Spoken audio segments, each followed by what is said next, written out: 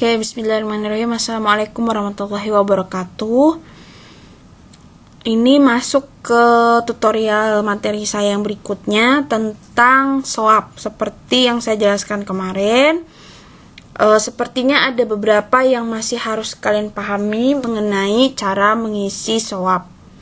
SOAP ini adalah salah satu metode di mana kita bisa untuk menggunakannya dalam rangka menyelesaikan kasus.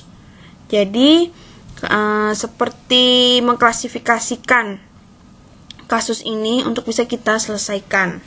Oke, di sini saya sudah ada form SOAP. Form SOAP. Sini ada identitas pasien, perincian, riwayat, progress note kalau ada. Progress note, catatan perkembangan pasien. Biasanya ini kalau kasusnya rawat inap, di mana perkembangan pasien itu bisa dimonitoring setiap jam biasanya, atau beberapa jam. Lalu pengobatan yang dilakukan, parameter pemeriksaan labnya apa saja, dan baru analisa kasus. Nah, di depan tadi itu baru merupakan pemetaan. Coba kita lihat kasusnya. Biasanya kasus itu akan diberikan seperti ini. Ya.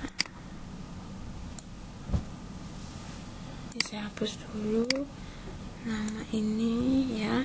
Nah, misalnya di sini kita sudah diberikan identitas, rincian, manifestasi subjektif, SMRS.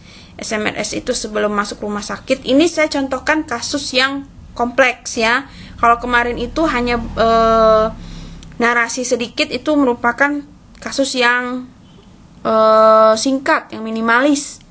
Biasanya kasus-kasus minimalis itu bisa kalian temukan di apotek ya. Tapi biasanya SOAP ini dipakai untuk menyelesaikan kasus pasien yang ada di rumah sakit. Ini ada pemeriksaannya, pusing, lemas, kaki gatal, makan, minumnya bagaimana. Objektif itu data labnya, mulai dari vital sign. Vital sign itu ada tekanan darah, nadi, RR, dan suhu ya. Dari beberapa waktu.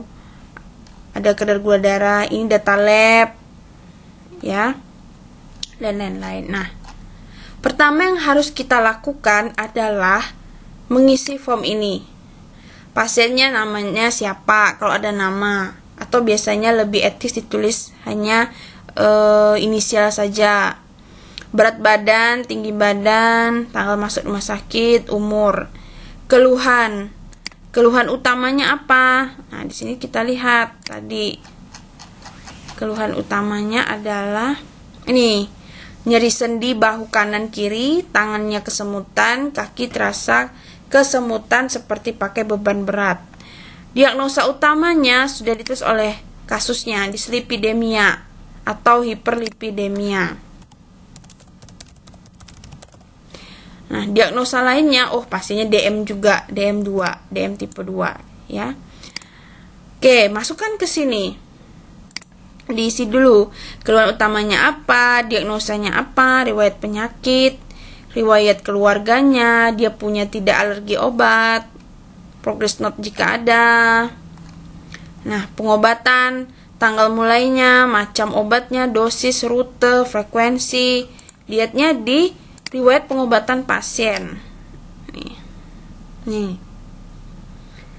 Tanggal 5 pasiennya obatnya atorvastatin, dari tanggal 5 sampai tanggal 9 dosisnya sekian, rutenya sekian, dan yang lain.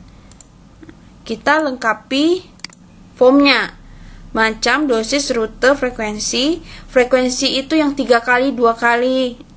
Tanggal henti obat, kalau ada, indikasinya apa, pemantauannya apa. Misalnya tadi atorvastatin, pemantauan yang diperlukan dari segi terapinya, perlu pemantauan profil lipid. Terus pemantauan misalnya efek sampingnya mual muntah. Nah, tuh ya. Jadi pemantauan, apa yang harus kita pantau? Hasil yang diharapkan, misalnya profil lipid masuk ke rentang normal. Berapa? Tuliskan di situ. Mekanisme aksi obatnya bagaimana. Itu ya. Setelah kita masukkan itu, masukkan ini parameternya. Laboratorium. Contoh, ini saya contohkan di sini. Di sini pasiennya dicek natriumnya, kalium, klorin, asam urat, leukosit, Hb, dan lain-lain. Nah, masing-masing data lab ini kalian kopikan ke form tadi, ditulis nilai normalnya berapa, rujukan itu nilai normal. Caranya lihat di referensi. Bisa googling, yang penting artikelnya bukan blogspot atau laporan praktikum orang. Masukkan ke sini. Untung-untung kalau di kasusnya itu sudah dituliskan normalnya. Kalau tidak ada ya kita cari. Nah, di sini yang ini adalah hasil pemeriksaan. Diperiksanya cuma 1 kali bulan Mei. Bulan tanggal 5. Nah, di sini ada problem medis nih. Nih ya. Nah, inilah fungsi kita, kerja kita awal. Misal, natriumnya 135, 145. Hasil ceknya 129. Berarti rendah dong. Nah, kita tandai misalnya warna lain. Warna biru. Terus, coba lihat yang lain yang tinggi. Ureum. Nah, kreatinin deh. Kreatininnya 0,5 sampai 1,1. Masih normal. Coba lagi lihat yang lain. Nah, ini LDL-nya harusnya kurang dari 100, optimal. Ya. Tapi pasiennya 178. Masuknya ke batas ke sini, ke tinggi. Berarti problem medisnya adalah dislipid. Problem medis itu adalah masalah medis terkait data objektif ini. Oh, misalnya HDL-nya tinggi. Kenapa ya? TG-nya tinggi. Kenapa ya? Kreatinin tinggi. Itu menunjukkan adanya gangguan apa? Kreatinin tinggi menunjukkan gangguan apa? HB tinggi atau HB-nya rendah menunjukkan gangguan apa? Misal anemia. Misalnya sini HB-nya 10 atau 9 deh. Problem medisnya anemia ini misalnya salah satunya. Ya. Cara menentukan problem klinik ini atau problem medis adalah lihat referensi. Kalau dia mengalami penurunan dari nilai normal, apa yang terjadi? Kalau dia naik dari nilai normal, apa yang terjadi? Kalau sudah terbiasa, nanti ini akan hafal sendiri problem medisnya apa. Cari di referensi ya. Oke, sudah tentukan problem medisnya, baru kita analisa kasus. Analisa kasus itu harus per problem medis. Nih, misalnya tadi problem medisnya banyak ya. Nih, ada gagal ginjal. Jadi kalau natrium itu kalau dia turun, biasanya berarti hiponatremi kan? Hiponatremia. Kondisi hiponatremi yang kadar natriumnya itu rendah, gangguan elektrolit. Biasanya bisa disebabkan karena gangguan ginjal atau penggunaan obat furosemid. Jadi kalian bisa tahu ini naik karena menyebabkan apa, turun itu menandakan apa, itu pakai referensi ya. Kalau tidak bisa ngisi ini. Karena kasus itu harus menyelesaikan ini. Jadi tidak hanya menyelesaikan diagnosa yang sudah ditulis oleh dokter, tapi kita menganalisa juga kasus dari ininya, data lab. Adik misalnya dia anemia juga. Terus gula darahnya tadi di sini tinggi ya, masih berarti benar dia diabetes. Dia ada dislipid. Ureumnya tinggi. Mungkin ada gangguan ginjal, benar. Nekrosis dan lain-lain. Ini berdasarkan referensi nih yang saya tulis. Oke, nah cara menyelesaikannya pertama, nomor 1, problem medisnya misalnya anemia tadi. Atau jangan anemia deh, diabetes. Subjektifnya yang berhubungan dengan diabetesnya. Misalnya, jadi kembali ke soal. Ada tidak subjektifnya yang berhubungan dengan keluhannya berhubungan dengan diabetesnya? Tangan terasa kesemutan, kaki terasa kesemutan. Nih ya.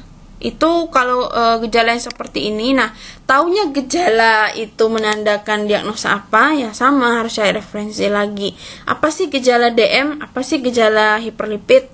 Nah, ini gejala hiperlipid ya. Oke, berarti tidak ada subjektifnya, yang ada hanya objektif. Misalnya GDS-nya, nih salah satunya kita ambil 447. Atau kalau kalian masukin semua boleh. Misalnya tanggal 5 447, tanggal 6 dicek 467 dan seterusnya. Ini tanggal 6 ya. Nah, ini ditulis di sini. Kalau ada subjektifnya, ada keluhan dari pasien yang menandakan DM, tuliskan subjektifnya. Subjektif apa? Objektif. Tuh ya. Terapi. Pasien sudah diberiin terapi belum? Misalnya, kita lihat riwayatnya. Ada obatnya nggak? Oh, ada nih, Novorapid. Novorapid itu insulin. Merek, cari di apa sih Novorapid? Novorapid. Assessment. Nah, cara menentukan assessment, kita harus lihat kasusnya. Pasiennya sudah diberikan Novorapid. Nih ya. Dari 5, tanggal 5, tanggal 6. Tanggal 7 masih. Tanggal 8 masih Novorapid. Coba kita lihat kadar gula darahnya.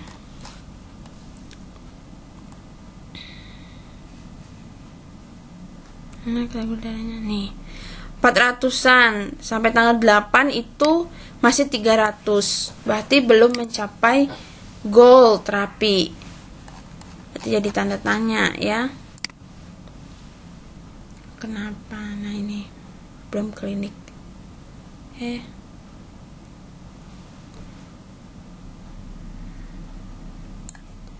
Kita tulis di sini misalnya asesmennya kadar gula darah masih tinggi.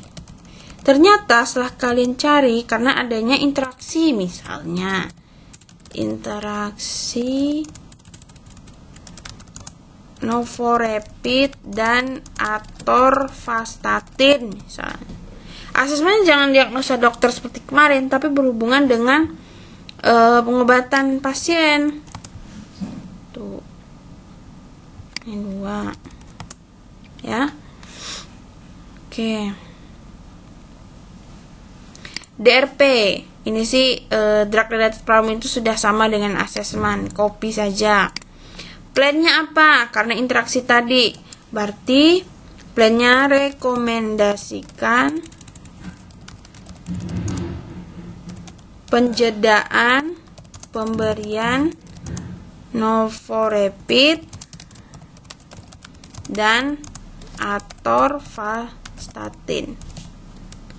Tujuannya apa? Goalnya kadar gula darah normal. Nah, tuliskan normalnya berapa di sini berdasarkan guideline atau materi tadi. Monitoring kadar gulanya, apalagi hipoglikeminya untuk efek samping dan lain-lain kan. Bisa apa aja tekanan darah. Kalau kadar gula sama hipoglikemi ya monitoringnya berhubungan dengan DM-nya. Tulis lagi problem medis kedua, anemia misalnya. Apa SO-nya? Terapinya, oh ternyata belum ada Bu terapinya, berarti kosong. Asesmennya belum diterapi. Plannya pemberian apa misalnya? Goalnya HB-nya normal, cari HB normal berapa. Monitoring kadar HB. Itu ya, itu cara mengisi SWOT, menyelesaikan kasus. Jadi kelihatan asesmennya apa, plannya apa, goalnya apa, monitoringnya apa. Nah, seperti ini ya, kita lihat obatnya. Ada obat atorvastatin untuk hiperlipidnya, untuk DM-nya Novorapid, ketorolaknya karena tadi dia merasa nyeri di bahu, diberikan anti nyeri. Mecobalamin, kakinya kesemutan. Nah, cari apalagi di sini yang belum diterapi, misalnya terkait dengan problem medis yang kalian tuliskan, atau bahkan ada efek samping. Wah, pasiennya kok ada gangguan ginjal ya? Oh, ternyata karena efek samping dari misalnya insulinnya. Tulis tadi di sini adanya resiko efek samping apa dan lain-lain ya. Coba saya tunjukkan yang sudah terisi.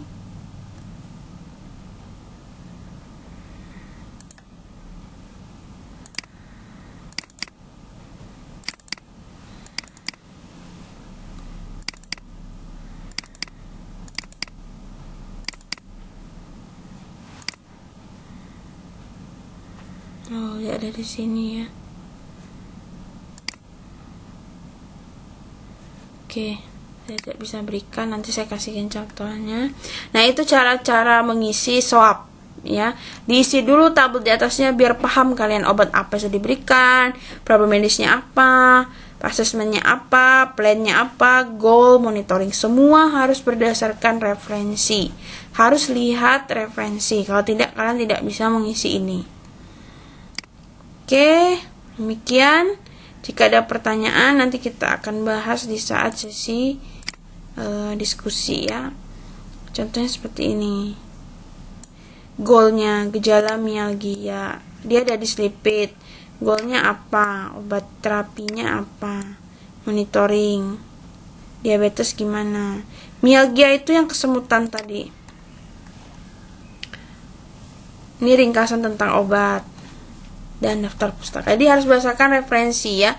Ini saja untuk satu kasus butuh 11 referensi untuk bisa menjawab. Dari artikel di jurnal-jurnal boleh, dari buku-buku boleh, apapun boleh, yang penting jangan blogspot, laporan praktikum, Wikipedia dan lain-lain. Oke, kalau sudah jelas, jika ada yang ingin ditanyakan, nanti akan kita diskusikan di saat sesi diskusi. Saya tutup. Wabillahi taufiq wal hidayah. Assalamualaikum warahmatullahi wabarakatuh.